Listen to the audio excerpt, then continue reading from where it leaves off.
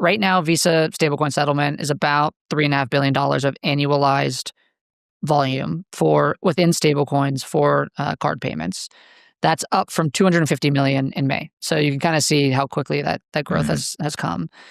I expect that right now, by the end of next year, Visa stablecoin settlement will be over $100 billion annualized, up from $3.5 billion today, and will be the fastest growing part of Visa's business. Welcome to Tokenized, the show focused on stablecoins and the institutional adoption of tokenized real-world assets. My name's Simon Taylor. I'm your host for today, author at FinTech Brain Food and head of market dev over at Tempo. And joining me for this predictions special is my co-host, my friend, the man in the hour, the man with the power, Kai Sheffield. How are you, sir? I'm great. This is going to be fun. It was an amazing year. So much has happened. We got to look back, we got to grade ourselves, and then we got to look forward. Yeah, we are. We're going to do that. But we're also joined by some perfect guests to give us some predictions for next year. First of all, making his third appearance is Rob Hadick, who's GP over at Dragonfly. How are you doing, Rob? Doing well. Thanks for having me, guys.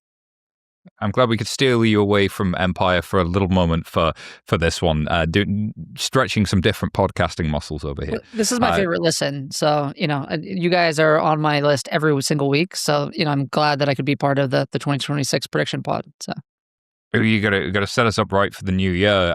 Joined by a debutant, Tyler Moebius, who's CEO and co-founder of SmartMedia Technologies. How you doing, Tyler? Yeah, doing fantastic, Simon, and honored to be here. Big fans of the podcast and Rob and Kai. So thanks.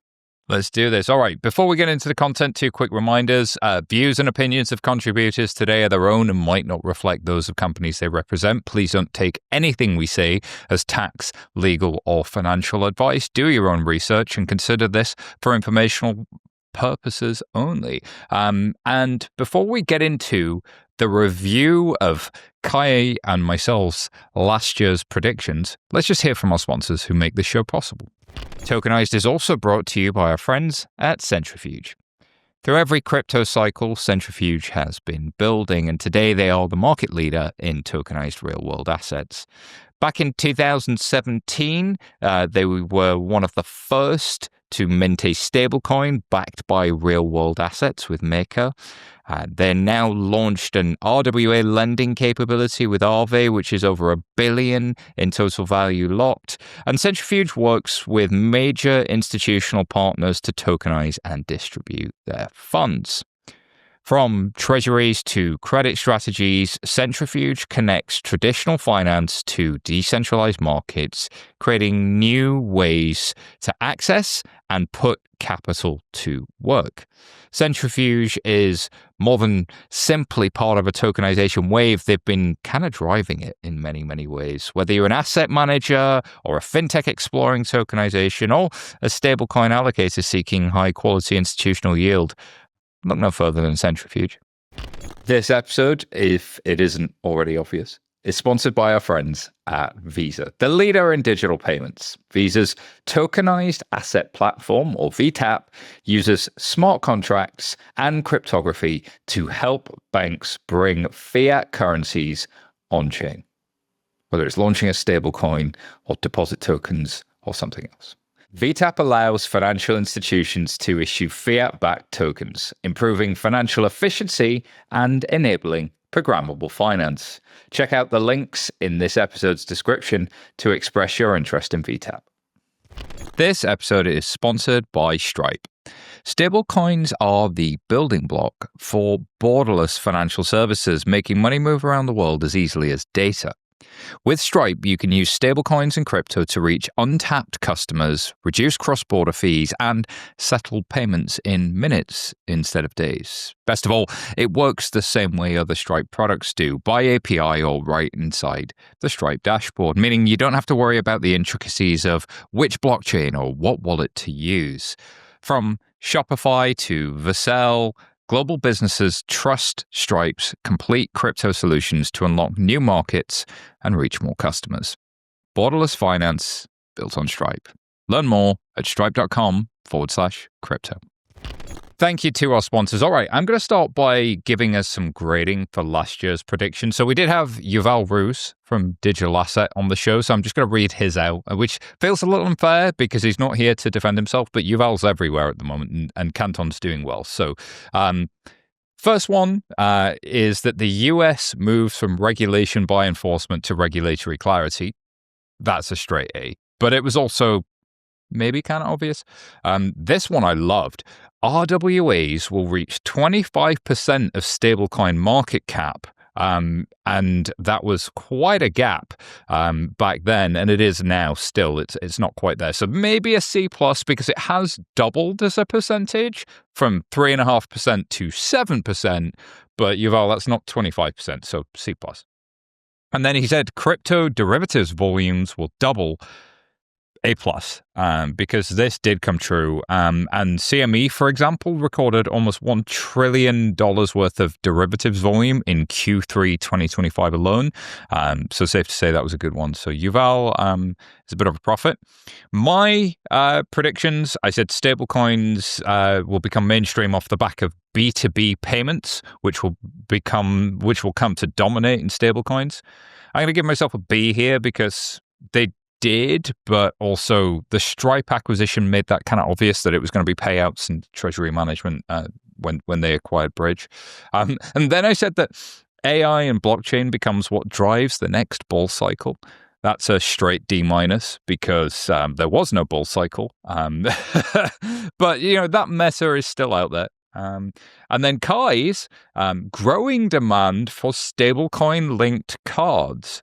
And yeah, that's an A plus. I don't think you can move for stablecoin neobanks at the moment. The rise of bank issued stablecoins and non-dollar denominated stablecoins. B minus. We are seeing some banks coming along the lines. It's starting to happen, maybe a little bit slowly. And Euro C has 3x'd in market cap, although it's still small as a percentage. And then, of course, the intersection of crypto and AI becomes consensus. B plus, maybe C. Have we got product market fit? X402 did happen though.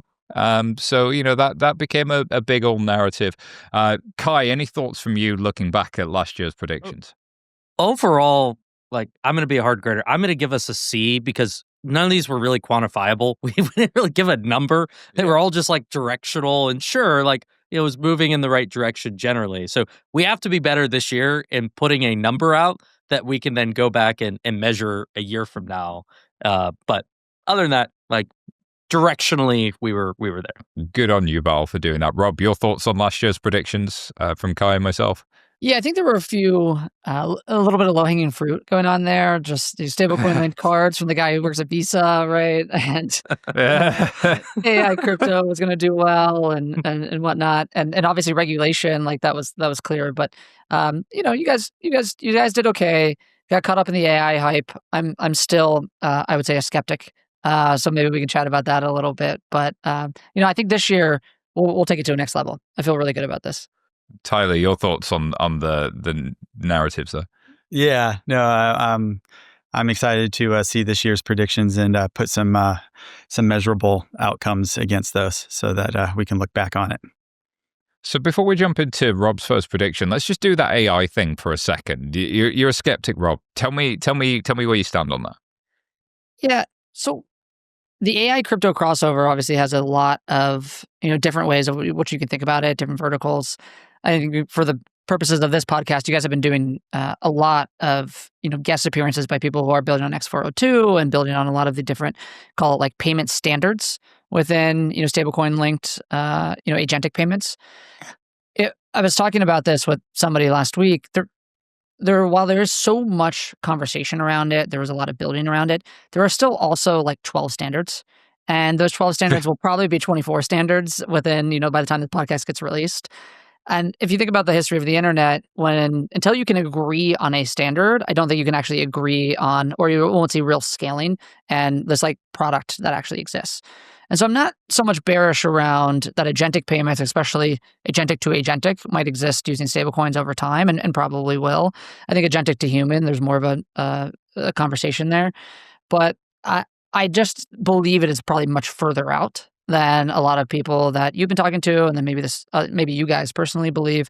And then I also think, if we go across to the other AI crypto stuff, when it comes to inference and it comes to a lot of the stuff we've seen around the foundational models using blockchains, we've actually started to see those people pivot away because, blockchains are latent, right? Like you don't actually want to do workloads on Ethereum or even on Solana. It doesn't actually, especially with the amount of data, the amount of compute that you need. And so I think there are places where it makes sense for that to play. I think agentic payments over time, will probably use stablecoins, but I don't expect there to be that much crossover personally. Yeah, one of the traps that I acknowledge that I fall into myself is it's intellectually fascinating. The crossover, like the intersection of AI and crypto and stablecoins. And I remember this time last year, it was like, the story of GOAT and all these agentic X bots that were doing all sorts of things and making it was just like really interesting. It almost felt a bit like the NFT days, but as fast as it kind of grew, it went away because there wasn't like enduring fundamental value. And so like we see these flashes. They're really exciting and interesting, but we might be 10 or 20 years away. Like it might be a long way away. And so we'll talk more about it. I have one prediction in it that I will put a number to that maybe is more of a conservative number, but we'll get there. Yeah, I've come all the way around on that. I'm increasingly convinced, as much respect as I have for X402 and what those guys are building, we had them on the show, that its power is a meme rather than real builders and volume. And whereas I look at, I speak to other people building in agentic commerce, and I see lots happening with, Visa's intelligent commerce protocol and the agentic commerce protocol, ACP, and like Walmart is live and Etsy is live and Instacart is live, and they're doing volumes on that now, and that's where the focus is. So we'll see. All right, Rob, kick us off. First prediction from you. What is going to happen in 2026? Okay. I think I got front ran a little bit today by an announcement that Kai had this morning with lead bank and Cross River. But my prediction is around stablecoin linked cards. Right now, Visa stablecoin settlement is about $3.5 billion of annualized volume within stablecoins for card payments.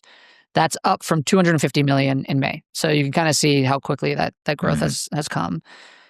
I expect that right now, by the end of next year, Visa stablecoin settlement will be over $100 billion annualized, up from $3.5 billion today, and will be the fastest growing part of Visa's business. On the transaction side, I think right now, Kai, correct me if I'm wrong, that's the Visa Direct business.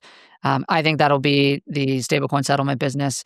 And I think that we will start to see Visa actually pull out stablecoin settlement as another line item on their earnings by this time next year.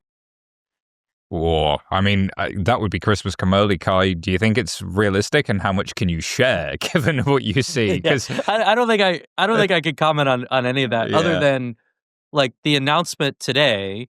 Like I think what's exciting and significant is when we launch stablecoin settlement, we really started these pilots kind of running regularly in 2023. It was all outside the United States, and it was all with non-bank principal members who tended to be very crypto native. I think what we've seen over time, and as regulatory clarity has happened in the US, you actually have a set of banks who are some of the most innovative, fast-moving banks, and what we think of as like partner banks that play a really important role in our ecosystem, helping to enable card programs, both issuing and acquiring. They are now recognizing that moving settlement volume on chain is a more efficient way for them, to manage the business and to scale these programs. And so I think being able to have not just crypto companies, but banks that are using public blockchains, interacting with Visa for settlement is a really big deal. And then being able to do it in the U.S.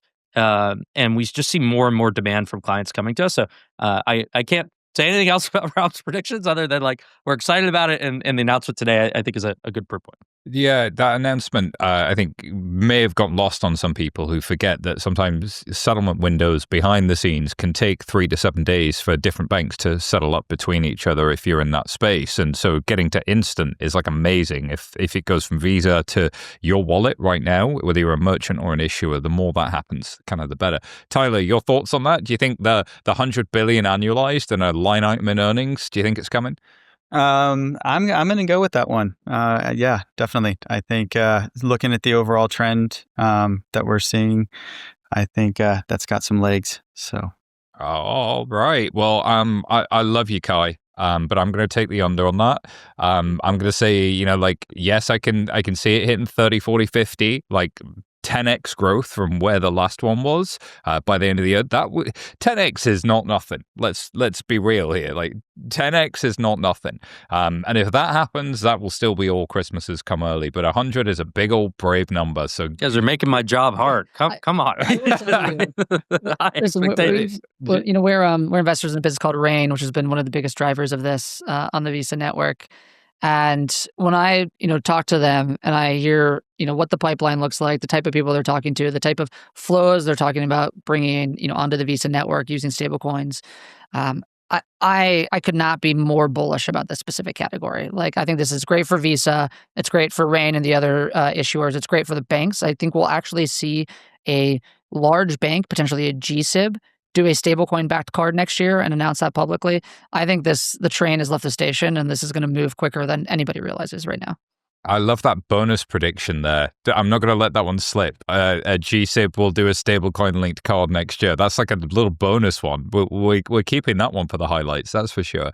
And look, I think given your seat, that's fascinating. And what I love about Rain is there's a brand new modern issuer processor in the landscape that happens to be building on stablecoins that's a direct member of Visa. Like, you could have said that to my payments nerds folks 5 years ago and they'd have been like, oh my God, but this is also possibly the fastest growing issuer processor in history.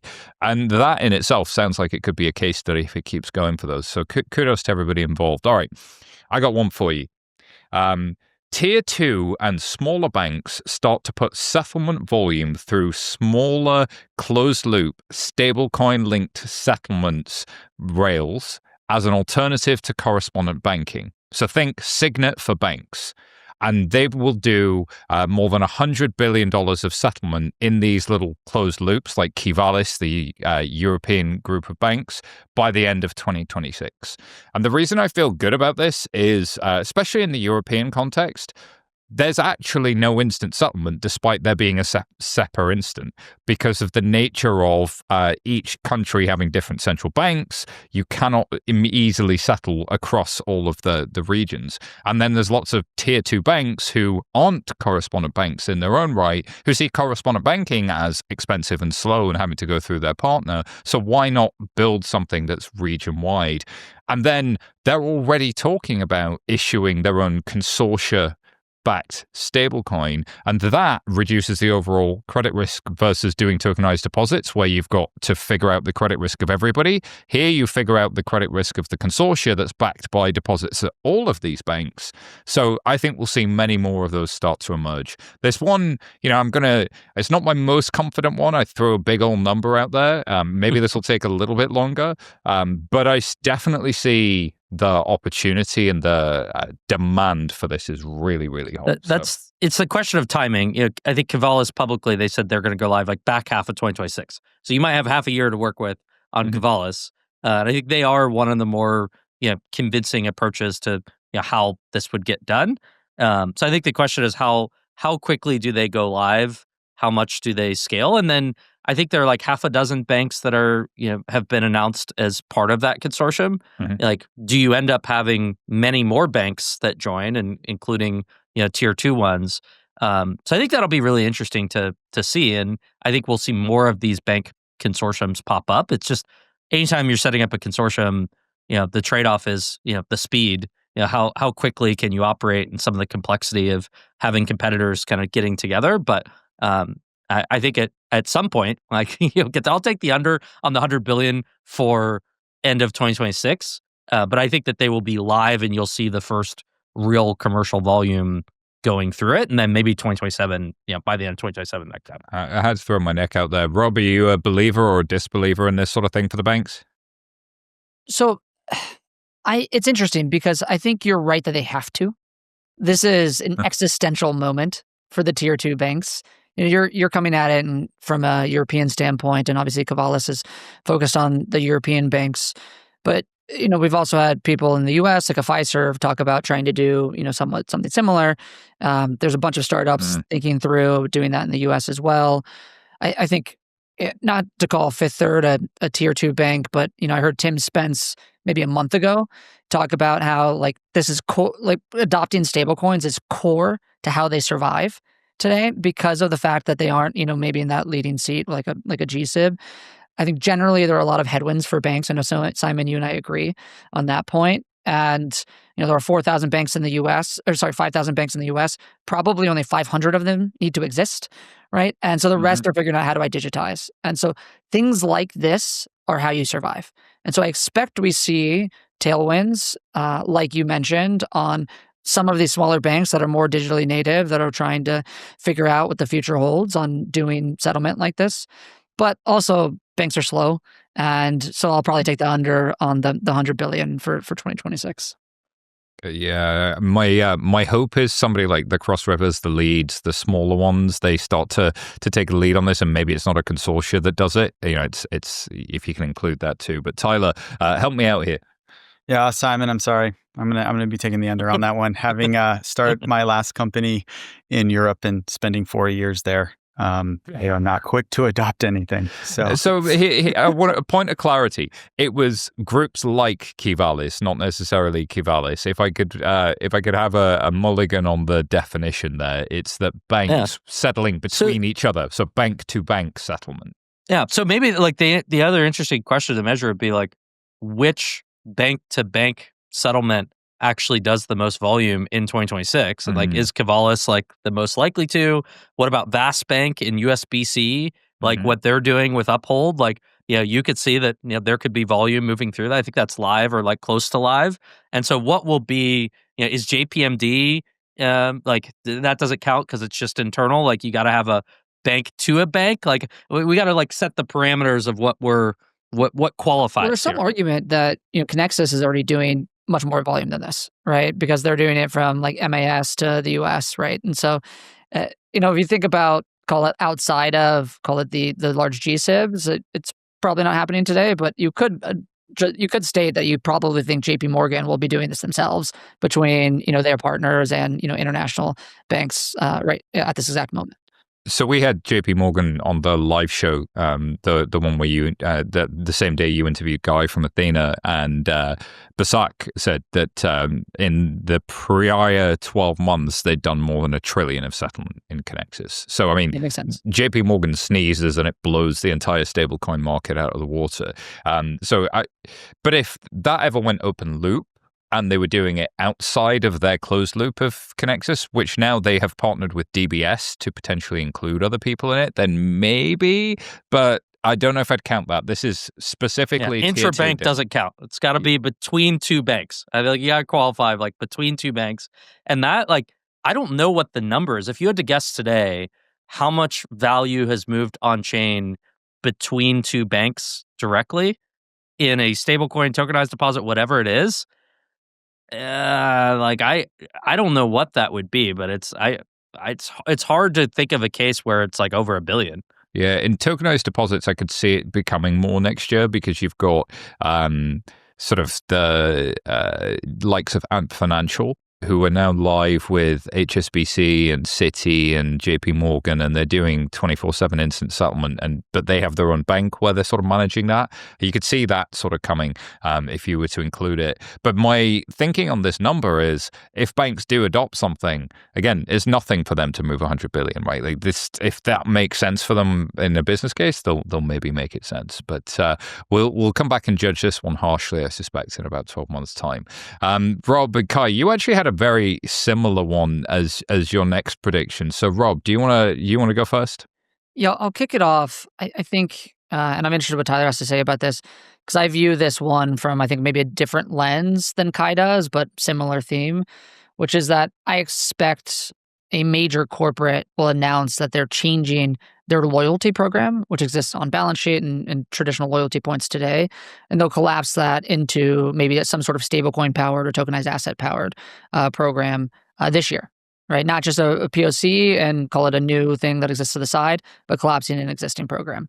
And I think specifically it'll be around using stablecoins to provide cash back, because I think cash is king, and that's what all of the kind of retail consumers want today. But I think maybe Kai and Tyler would view it as broader than that. But that's what I think the driving force behind this will be.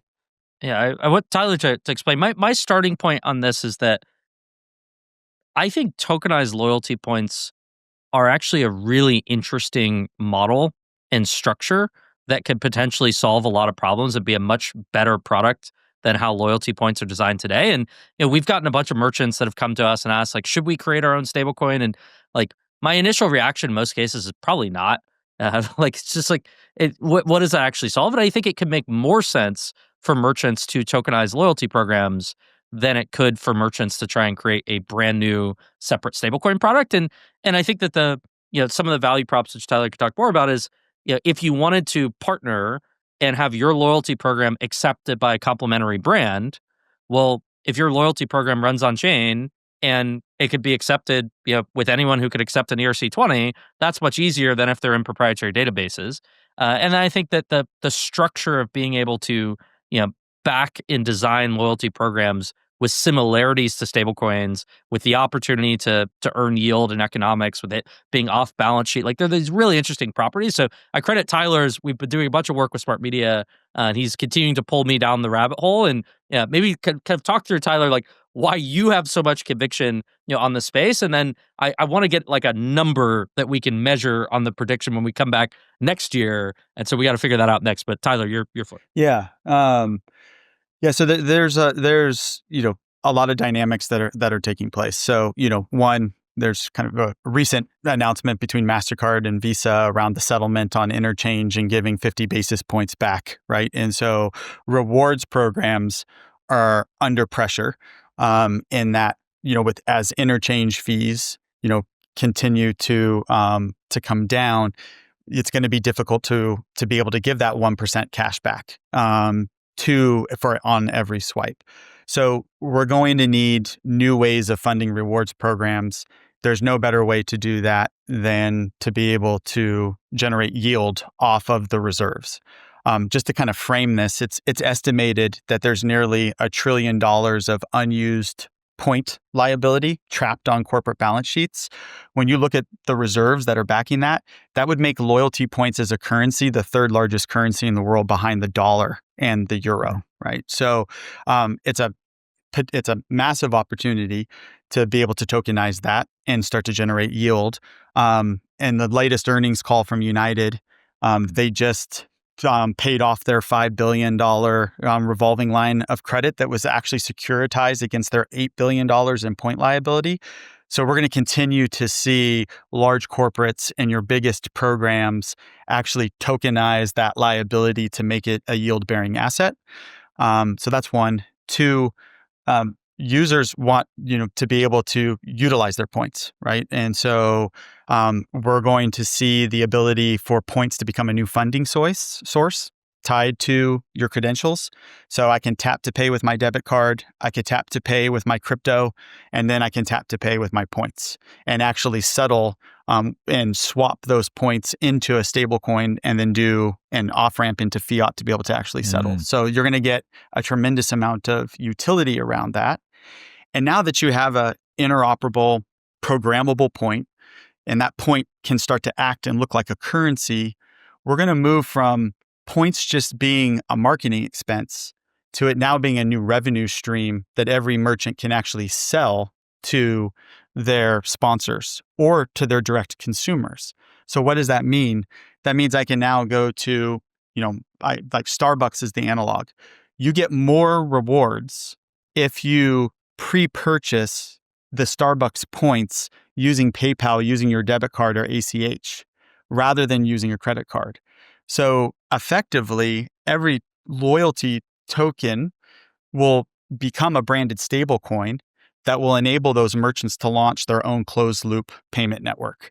So I can purchase those miles directly and then use that branded stable coin to actually make the purchase. And then I, as the consumer, will reap the benefits in terms of the cost savings that the merchant was able to reap. Do you know, it's interesting. We spoke on the last show, Kai, about needing to come closer to the definition of what is a stablecoin, because there are so many things that get called a stablecoin, from USDE, which is more collateral-like in its behavior, to algorithmic things, to Genius compliant, to tokenized loyalty that you can denominate in dollars. And tokenized loyalty that has a yield-bearing capacity for the merchant just sounds like a no-brainer. Like, if you've got all of these liabilities sitting there, do you want yield on them? Yes or no? Yes, I do. Okay, here's the technology that enables you to do that. And then do you want to be able to unlock kind of new capabilities with those that kind of tracks? I do want to come back to Rob's point, though, and try and stir up this debate a little bit on the cashback side, because if interchange is coming down, where's the money for cashback? And you also had something in your written answer, which was gift cards. Yeah. Now, that one struck me as interesting. And you also said cash is the thing, cash is king. When I think about stablecoins, I think about stablecoins are like better cash. They're instant, they're 24/7, they're global cash that I can stick in a teleporter and they can show up at the other side of the world. They're amazing things. And gift cards are like super high fraud, super high breakage. They're not very consumer friendly. Why wouldn't those be stable coins? Like, that then gives me some new optionality there. So do you stand by your cashback thing? You're still with it, even with what Tyler shared about the pressure on interchange? Yeah, so I do. I understand what Tyler's saying, and we're obviously seeing a lot of tailwinds behind, taking on balance sheet liabilities and taking them off balance sheet, right? And trying to figure out ways to do that. And tokenization is a good way to do that. I actually think a good corollary here is to think a little bit about Klarna and what they announced with Klarna USD, right? And one of the things that they talked about, or they didn't actually talk about, was loyalty, right? But they did talk about, hey, well, they're going to have a consumer wallet. And my guess is they will have a merchant wallet, right? And they will have Klarna USD, of which, obviously I believe that's being issued by Bridge, where I expect that they will have most of, whatever the interest rate on that is, right? 3.5%, 4%, right? That allows them to incentivize people to stay in that wallet, right? That alone is essentially a cashback program, right? They can decide how much of that to share with that end merchant or that end consumer, but it is basically a cashback program or its interest rewards under the current definition of Genius for having somebody sit in that wallet, right?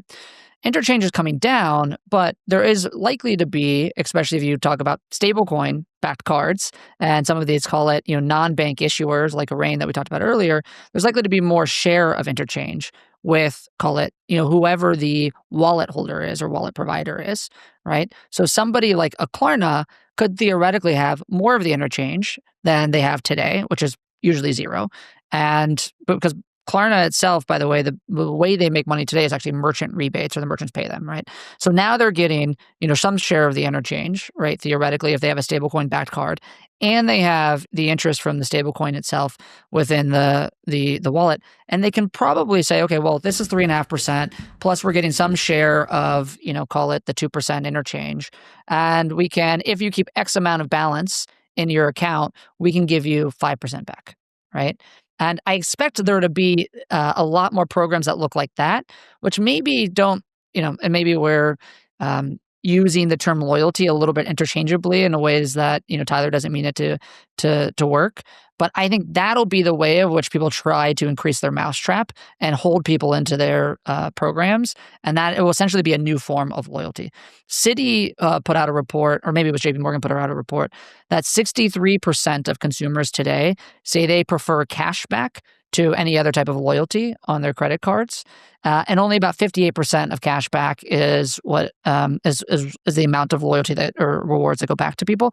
And that 63% has been growing year over year. And I think more and more and more, there's an expectation that the other types of tokenized assets, other types of loyalty assets are devaluing and cash is king. And so that 63% will come up, and the ability to do these types of programs with stablecoins and maybe sharing interchange will be the de facto way of which these more consumer-friendly companies start to engage, with their consumers. Yeah, there's so many interesting questions to unpack here. It's like, where's the line between a tokenized loyalty point and a stablecoin? What does that mean around what the reserve assets are? Who the issuer? Is it under the Genius Act, or not? Is this a new way to create co-brand cards that has a lower barrier to entry that any merchant can create a co-branded stablecoin?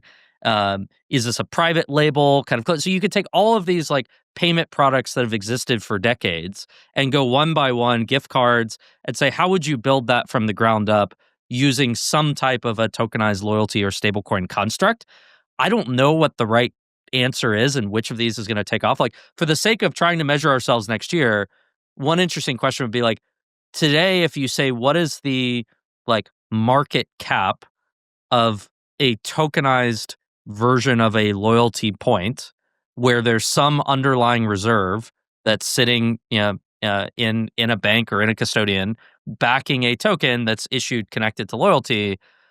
Like, Tyler, I don't know if you have a sense of like what that is today, but I don't think it's very high. So my prediction was going to be we get to $1 billion. It'd be like a new stablecoin goes live and grows from 0 to $1 billion, which we've seen in a year multiple times. We've seen that from USDG. We've seen that from RLUSD. So it could be a single merchant that launches and their loyalty program grows and they have $1 billion of value back it, or collectively, I'll hedge with like all loyalty programs issued in this way, there's $1 billion, and so they make up what would be like the 6th, 7th largest stablecoin. But Tyler, Joel, do you have a different prediction on the number? And like, what if you had to guess, like, what's the value today? It seems like it's so early that like there's not a meaningful amount that exists in circulation. Yeah, I would, from what we know currently, there isn't any meaningful tokenized reserves that are pegged to the loyalty value. There is $300 billion worth of point liability issued every single year. So, Kai, I was coming in on that same, I think this is the year we'll see $1 billion of tokenized collateral that's generating yield that is, pegged specifically against loyalty points. And that's sort of, in line when you look at total stablecoin market cap, and then even like, real world assets, right? So we're at about that 5% of tokenized loyalty liability will make up 5 to 10% of the real world assets that are tokenized in 2026. Ooh. Nice metrics, Tyler. Thank you for bringing the data. I appreciate that. Look, I'm going to move us to my next prediction, which is regulation related. So a couple of like binary ones. I think the Clarity Act will pass. I think the UK will pass fully its stablecoin regime. And we saw in Parliament the draft bill is now complete. So it would take about another 12 months-ish to go. So that one will be pretty tight. But then I believe that the reason JP Morgan launched the MONY, the money fund, is because they believe Clarity is going to pass, and that's going to give them a lot more air cover to get into non sort of tokenized deposit like assets. And as a result, money becomes bigger than BUIDL. That's my sort of measurable prediction. BUIDL, as we know, is the largest like branded kind of money market fund that's tokenized. BlackRock has done an amazing job getting close to the stablecoin issuers and being the money market fund of choice, but it's only available to like 5 or 6 customers. JP Morgan's going to go out to everybody else, and they're going to place a win because that's what the Borg does. They will assimilate you, and they are the largest in the universe, and never get a bet against JP Morgan. Rob, your thoughts on this one? Your thoughts on the regulations more broadly, and if somebody like a JP Morgan can play in the tokenized money market fund space? Yeah, I've been, I think, probably more bearish than the average person on Clarity or some sort of reconciled version of Clarity passing. It still feels like, from the conversations we're having in DC, to be a bit of a coin flip. It really depends on who you talk to and the time that you talk to them. I absolutely hope it passes. That said, I don't know if it actually matters that much for the next couple of years, right? So I believe that what is going to happen if we don't pass clarity is that you'll just see rulemaking that gives us, some level of comfort anyways from the SEC and from the CFTC in the near term. The real concern is not what happens during this administration, but it's if you only have rulemaking, is there, call it a snapback and, a potential change in the way that the regulators think about it, post a 2028 election, right? So I think regardless of clarity or, some, reconciled version of that, I think in the US anyways, we're going to get, JP Morgan is going to continue doing these types of products. We're going to get continued innovation, but there'll just be more concern about what happens post 2028. But I think my perspective is, from the people I talk to, is that the train has just left the station, and there is just no way to put the genie back in the bottle, to torture a bunch of analogies. And there will probably be, we'll just be far enough along. And so that's why people are doing this.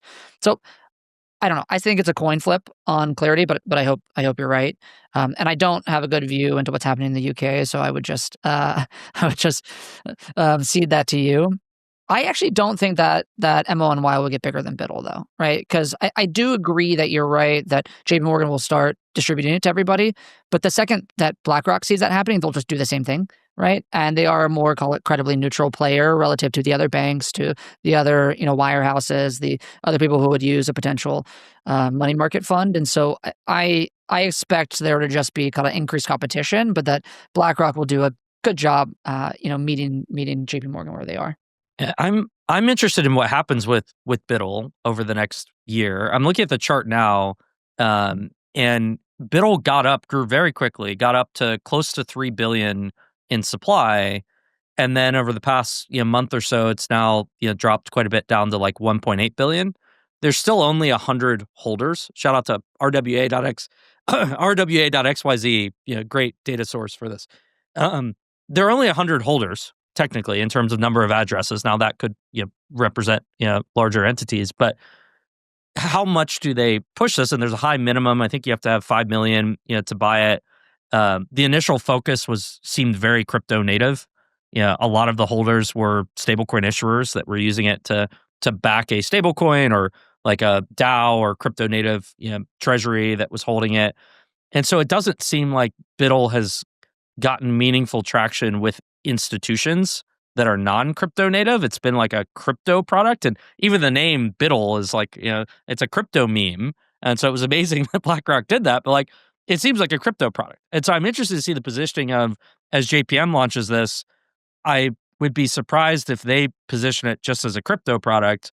It's probably going to be more mainstream institutional investor focused, but then a lot of it comes down to, okay, well, what can you do with it? Can you, put it in a protocol and be able to borrow against it? Like if it's just, equivalent of you're buying and holding it the same way you buy and hold an off-chain money market fund, doesn't solve a huge problem. But I'm excited to see just those charts, the comparison of where's BIDL end of 2026, where is MON, M-O-N, how do you, money. like the money, where are those two, the end of 2026? I would bet BIDL is still ahead, but I think it could go either way. So I think that'll be good to Money, by the way, great. So here's ticker. some additional. So like maybe they should just win on the ticker alone. They should definitely win on the ticker. MONY. Yeah, is that money? Yeah, it's phenomenal ticker. Here's my thinking. JP Morgan moved $1 trillion through Connexus, and that was before stablecoins became a thing and before Connexus became the central strategic pillar of their entire payments business, the biggest payments business in the world. And so if this is the central pillar of your biggest payments business and corporate treasurers are your customers, what do corporate treasurers do? They build the water flow. They have their overnight cash, their money market funds, and then into your sort of tier 2 assets. That's the waterfall you build. If I can do instant 24/7 tokenized deposits through Connexus, why wouldn't I want an instant 24/7 swap for a money market fund? That, I think, does solve a real problem for people. So a little bit of a cheat code there, which is like, I've already got a bunch of customers. I could just distribute this to people who are already doing it, but they weren't necessarily distributing those money market funds before. So they get into a new business line for those corporate treasurers. So that was kind of my thinking on this one.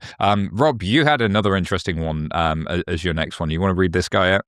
Yeah. So we saw I think what is actually kind of went under the radar announcement around IBKR taking stablecoin deposits powered by Zero Hash. I think it was either earlier this week or last week. PayPal mentioned or they announced back in July sort of a pay with crypto widget that they were going to be launching. And some of these announcements haven't gotten a lot of airplay because there's a lot of, I think, general disbelief that, there should be, call it merchant payments, or there should be, e-commerce payments in stablecoins. I think even for people who are stablecoin believers, because there's so much conversation around B2B and correspondent banking, et cetera. But my belief is that if you use Klarna USD as this, call it canary in a coal mine of more and more of these fintechs wanting to push the marketplace that they have of, merchants and users on stablecoin and tokenized rails, that more and more people will just see this as a cash equivalent and will want to be able to use this wallet. And so I think what we will see by the end of next year is that there will be call it a pay with stablecoin or pay with crypto widget on almost every major e-commerce marketplace and website by the end of next year.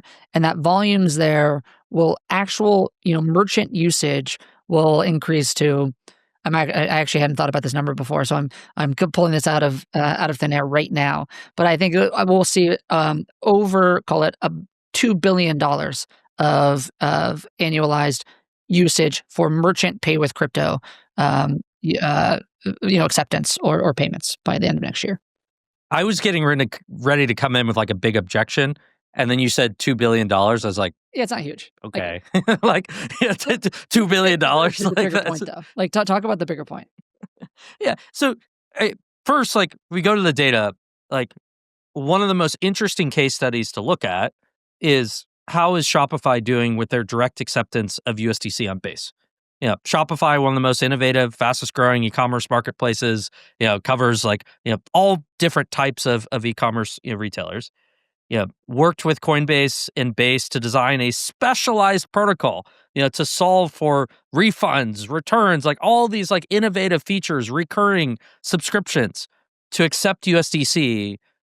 Great PR moment. Shopify now accepts USDC. On one hand, I think what a lot of people don't realize is by doing that, I now have a public dashboard where I monitored and bookmarked what Shopify's USDC volume is, which a lot of merchants are not usually familiar and comfortable with that level of transparency of their volume.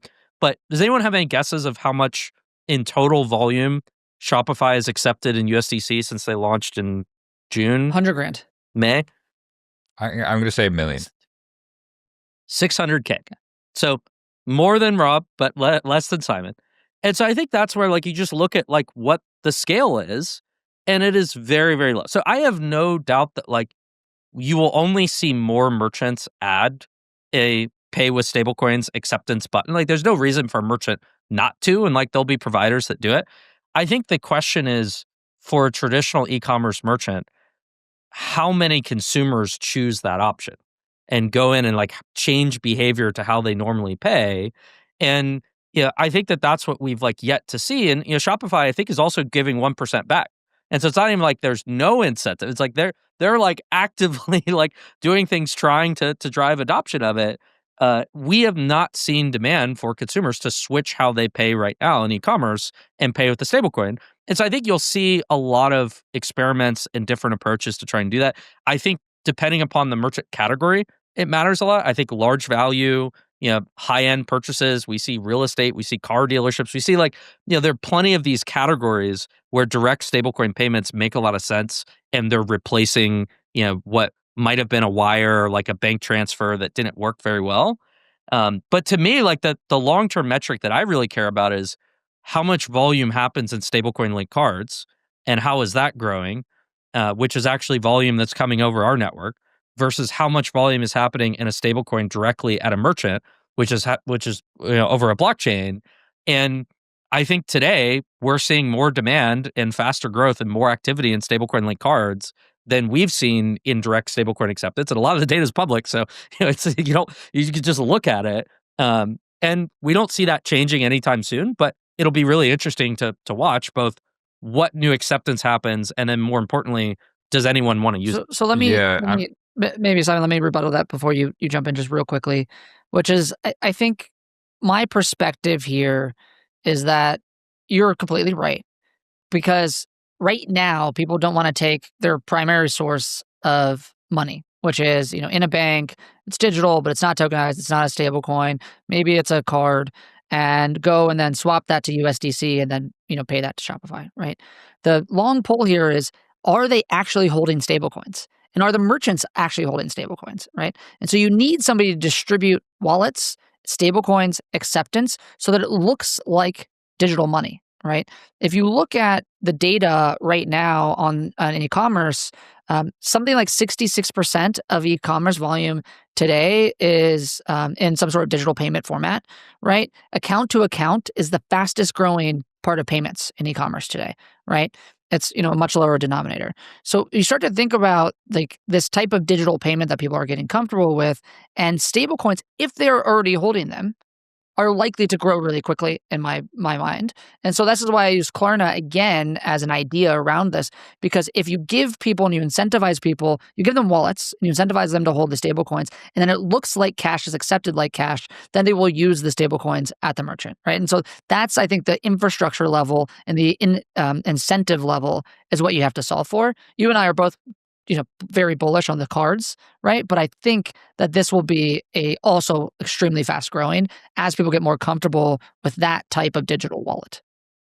We have 3 more predictions to get through, so I'm just going to wrap this one with, I actually thought what's interesting about the theme so far from this episode is you hear a lot of people say there are no domestic use cases for stablecoins, and here we've talked about loyalty, we talked about instant settlement, and really where I thought you were going with this, Rob, was actually cash wallets, sort of holding digital money, and there being some incentive to the merchant or the brokerage to just hold that as a stablecoin. And if a consumer just loads that with Visa Direct or ACH or whatever, but it's held as a stablecoin and they don't see that happening, that's where I actually thought you were going to go, because those wallet balances just make a ton of sense if I'm a broker and then can do other stuff with it. But Kai, in the interest of time, your next one, sir.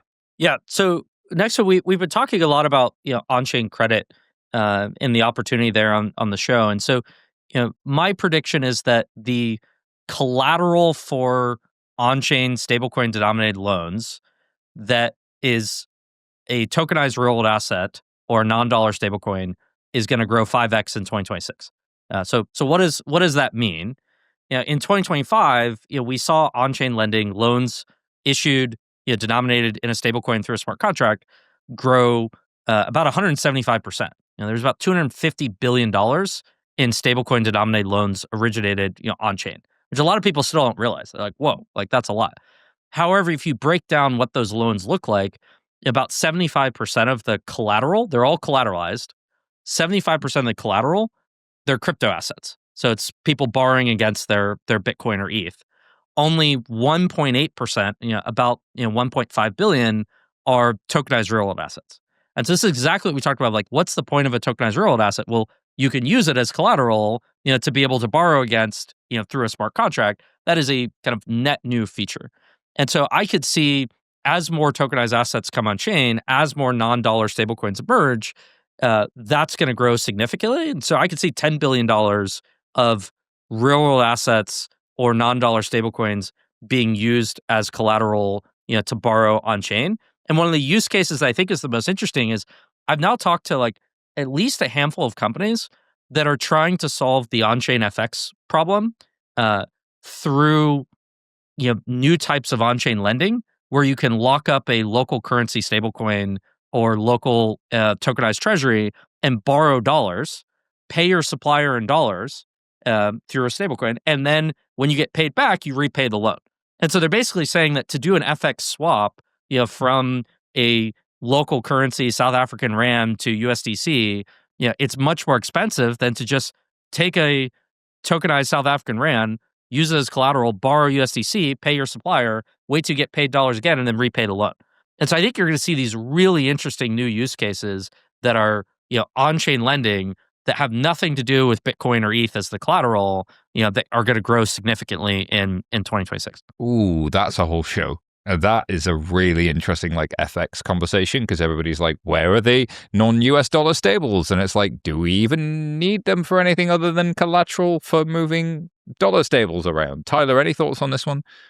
Yeah, as we're looking at how we're holding collateral, there's JAAA, J Treasury. I'm seeing a lot more of the tokenized assets that are coming on that just have higher yield, that are giving us access to be able to fund those reward programs. So I think that that's going to be a pretty big opportunity. So I'm going to go with the over on Kai's prediction on that one. Ooh, Rob, your thoughts? I totally agree. I think this is a big theme for next year. And I would probably take the over as well. So I think this was a great prediction. I'm going to say that as a bonus prediction, we'll see at least 2, possibly 3 neobanks get into some sort of collateralized or on-chain lending, each doing more than a billion of real-world assets themselves as an alternative to getting into balance sheet lending, because I think that's a fascinating business model. But another one from me here, which is the DTCC will go live with all US stock entitlements on-chain, and what happens next could be fascinating. My boldest bet is that Robinhood announces a plan to go token native following this shift and gradually remove all of their infrastructure from traditional clearing and settlement towards using token native clearing and settlement. So it's not a numerical measure. It's DTCC will go live, which they've stated their intent to do. But the second thing is, I believe Robinhood's going to go token native and try and move their infrastructure away from that. Any thoughts on stocks, Rob, and the entitlements around that? I know Robinhood did the thing with Arbitrum, but the DTCC move, I think people are not sleeping on this one. They're not paying enough attention to it. Oh, I 100% agree. The DTCC has been working on, tokenized settlement and clearing for equities for actually a while, right?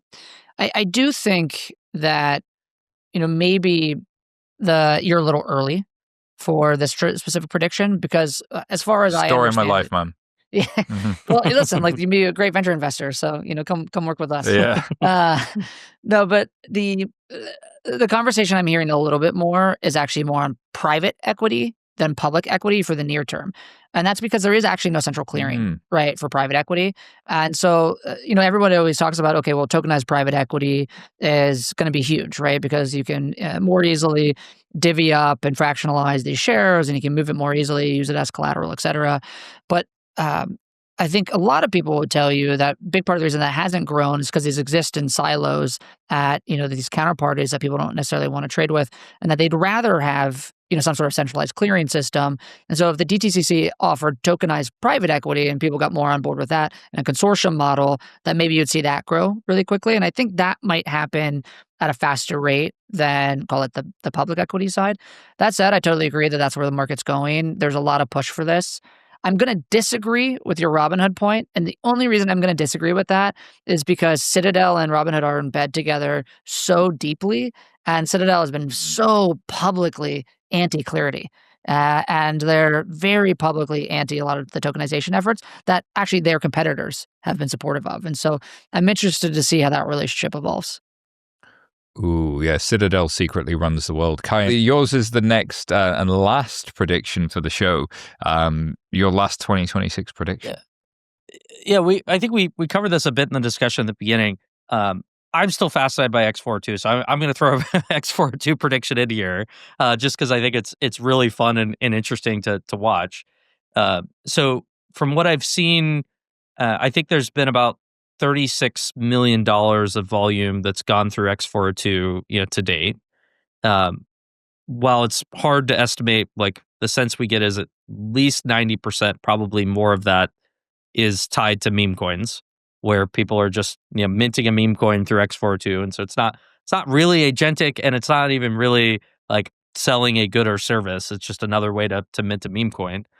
So I would say in the most optimistic sense, maybe there has been $2 million of non-meme coin activity in the kind of most optimistic, and that's and I'd say after meme coins, the second use case has been crypto data services.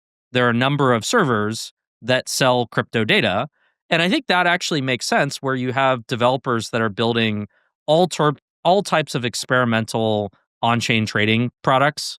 How successful they are, like who knows?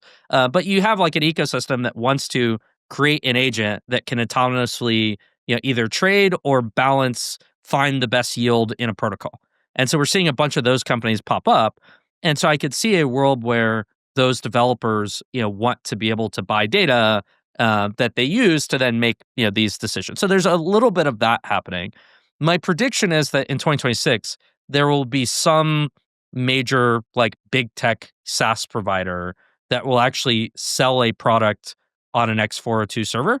And I would say that there could be at least 5x growth. So maybe we have $10 million of real volume going through X402. And I think that server is likely to be server's just a merchant in the X402 language, something that's very developer facing. And so a developer tool, that someone needs. And I think the use case is if I'm vibe coding in Cursor and I want to buy some service that I need to finish my project, instead of having to leave Cursor, go create an account, go grab an API key, put a payment method on file, wouldn't it be great if inside Cursor, I could then have a wallet that I could then pay for some developer tool that I need without leaving the environment. So I think there's this really interesting early B2B developer facing economy. I don't think 2026 it's going to like hit escape velocity. I think we're still kind of years away, but I think we'll see the first examples of it going from meme coins or crypto data to some actual useful service that someone is buying, even if it's at a small scale. So that's the prediction. And Rob might say 10 years too early, and there'll be 100 other standards, like in terms of where this goes. Rob, any thoughts? Well, Kai did say maybe on some small scale. And so, there's a little bit of hedging going on there. So I'll give him that. But listen, I mean, the fact that Cloudflare talked about doing this on X402 is obviously, I think, a bit of a, call it feather in Kai's cap. And so we'll see what happens there with Cloudflare. I do think it's far too early to pick X402 versus something else, right? ATXP or, call it, and depending on like what happens with ACP and AP2 and like these other, type parts of the stack, and then how people kind of, change the way or who they work with, et cetera. But yeah, maybe on a small scale. The one thing I will definitely give AI generally is that it continues to move at a quicker pace than anybody could ever have imagined 3 years ago. And, there is a lot of money being thrown at agentic payments. And so this is one where, maybe just my past belief of how quickly things move needs to be recalibrated, but probably too early. The wild card, as you say, is Cloudflare. If Cloudflare turns this on, let's see. Because was it Disney or Warner Brothers or somebody Disney did a deal with OpenAI to use their characters in the Sora, the video generation model. We've seen New York Times, Wall Street Journal, others have done sort of these bilateral deals. And you got to think, okay, those are the people that were going to give you a big lawsuit that would give you a headache, but what about every other bit of IP and every other bit of content? Like there's a maybe there, and Cloudflare could fit into the middle of it, but how high up their agenda for 2026 is that? Especially given they've had some outages and some cyber issues recently. I'm sure they're much more concerned with that stuff. Well, what a place to leave it. We went full circle on maybe we were too early with agentic, and Kai, respect for coming back around and trying to put some metrics to it. That's our 2026 predictions for this year. Thank you so much for listening or watching wherever you are. I'm going to do that annoying host thing and ask you to like and subscribe and spam your friends to watch this show too, because it actually helps people find it. If you want to get nerdy and get weird in 2026, you know where to find the Tokenized podcast. And if people want to find Tyler and everything you guys are doing, where do they go to do that? Yeah, best place is LinkedIn. Simon, thank you. Thank you so much, Tyler. And Rob, how about you and Dragonfly? Yeah, at Hadick, M, my middle initial, on Twitter or LinkedIn. Kai, how about you? On X at Kai Sheffield and visa.com/crypto. You'll find me at SY Taylor or over at tempo.xyz, and you'll find me at fintechbrainfood.com screaming into the void. Thank you so much for watching, and we'll catch you next time.